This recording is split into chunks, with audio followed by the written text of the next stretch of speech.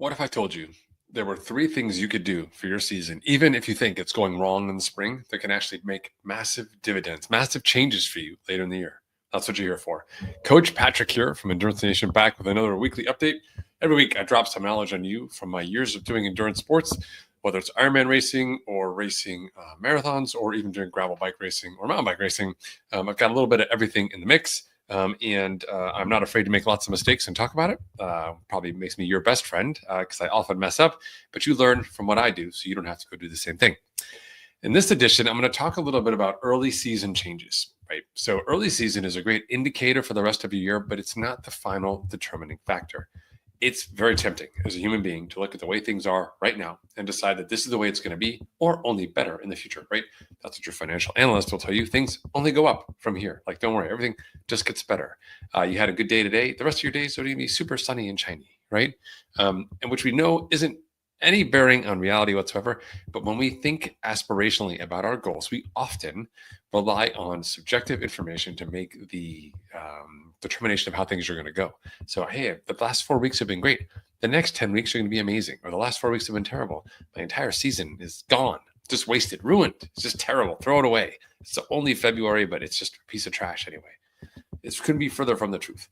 Over 20 years of endurance coaching, I myself, and have seen other athletes as well, have really subpar springs and have fantastic seasons, have fantastic springs and have terrible seasons. There's very little correlation. However, there are a couple of key things you can do to modify how your season is going to get better results out of them. And here they are for you. All right, so you ready? Number one favorite thing I like to have people do, particularly those who are having a relatively good winter training into spring season, is to actually pick an early season race. Like, I'm not saying go out and find a winter triathlon or something like that, or like an ice race for your gravel bike. No, what I'm saying is pick an early season race, like a 10-mile run or a half marathon if you're a runner. Commensurately, you can do like a time trial on the bike. And swimmers, you're out of luck. Like, all you guys get to do is that postal swimming away for an hour, so you know what to do. Why do we do an early season race, and why is it so important? An early season race, actually of a decent duration, ideally somewhere in that sort of 1 hour range, actually allows us to attach a larger data to what our aspirations are relative to racing. So you can talk about your 10-minute power, your 5-minute power, or your 3-mile time, or whatever it is. When we start drawing out the duration of the test to closer to an hour, we get a different set of data. We see how your heart rate adapts. We see what fatigue feels like. We see like your ability to fuel is, and perhaps maybe some open or underlying needs in there to address the rest of the season. And it's a great benchmark. In fact, we like to take that half marathon pace and strength and heart rate that people will do at the end of their out-season program and use that as a benchmark for their early season racing, because it's about the same type of sustained duration you can have over time. Now, as you move into the season, you start doing more volume. Obviously, your paces will drop and fatigue will also impact that number, but it's a great starting point. Way better than your 5K time.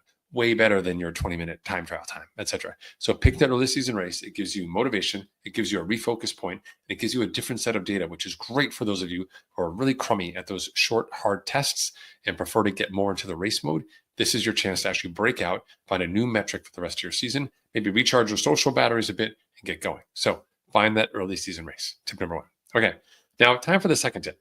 Now, this is not something that people like to hear, but sometimes we have to make changes where we're actually making reductions. And no, I'm not talking about reductions in your capacity of your competitors to train or in what you see on the scale. In fact, I'm talking about time. When you move from winter training into spring training, it's an inflection point, and it's an opportunity for us to take a look at what is and what isn't working. And if you're doing great work, but you're not seeing the results, the number one thing that's prohibiting you from seeing the gains is actually just straight up rest.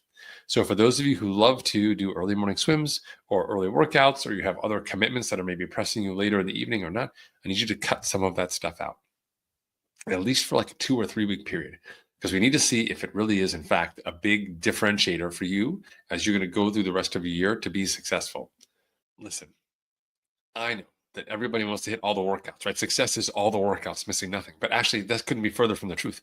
Doing all the workouts, but doing half of them in a really crummy way and not absorbing more from the other half is just a huge pile of carb. Like, I don't want that. I don't want any of that at all. So neither do you. So cut out, if you're doing those early morning swims and really pushing yourself to masters, getting up at like 4:30 to get to the pool by 5:15, so you can be out by 6:15, so you can get an hour already in the shower and then an hour to work, and it's taking like 4 hours out of your morning for that 1 hour swim. Just drop it for 2 or 3 weeks. It's going to be a total like 4, maybe 6 swim sessions out of your entire year when you're going to do 60 of them, it's going to be fine. Believe me. But really want to make sure that you're reducing the impact to your just ability to recover over time. And we can actually take some time to restore and get better.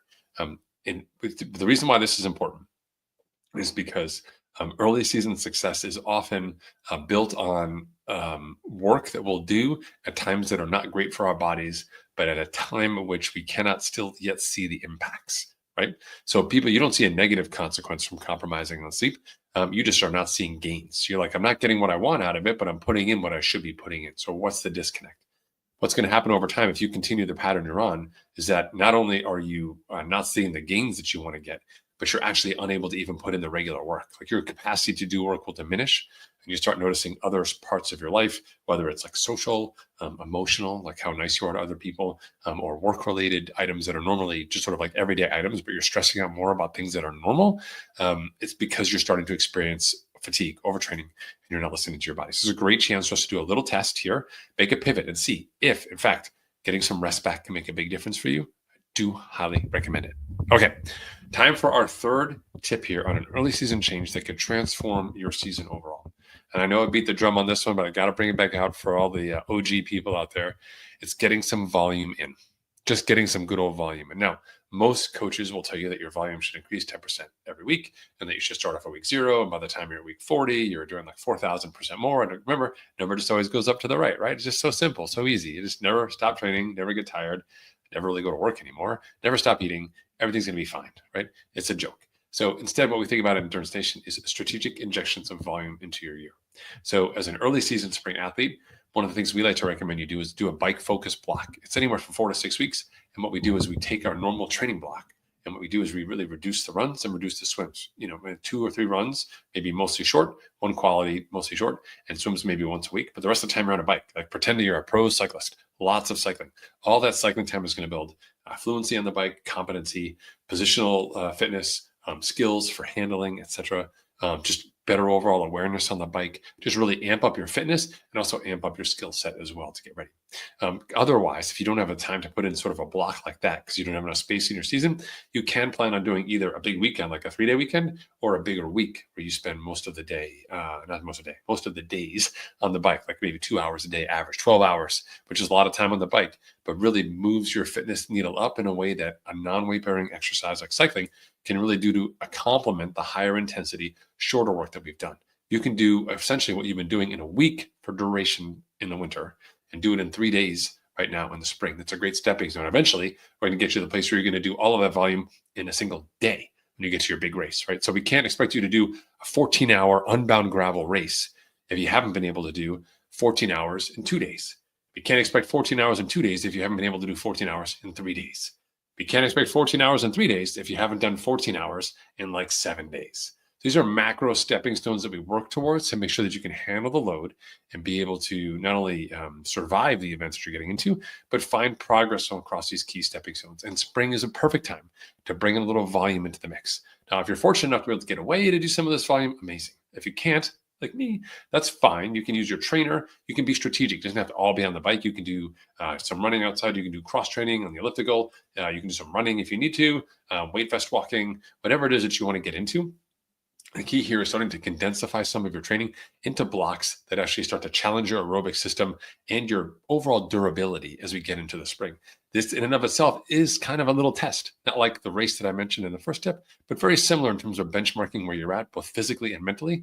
This type of work will actually start to show or expose some of the weaknesses you have with your sort of range of motion, with your nutritional planning, and just with your mental toughness, as some of these days will start to stack up. It may also bring some early season friction into your family or social or work environment. So do make this decision judiciously. I don't want to certainly disrupt anything this far away from an actual race block when we really do need to be focused, but do think about it. So to recap, number 1, pick an early season race, bike or run, get out there and actually put in some work, get a good set of numbers for about an hour-ish type effort that's going to use as a benchmark, or we can use as a benchmark for the rest of your season, particularly the first half of the year for races.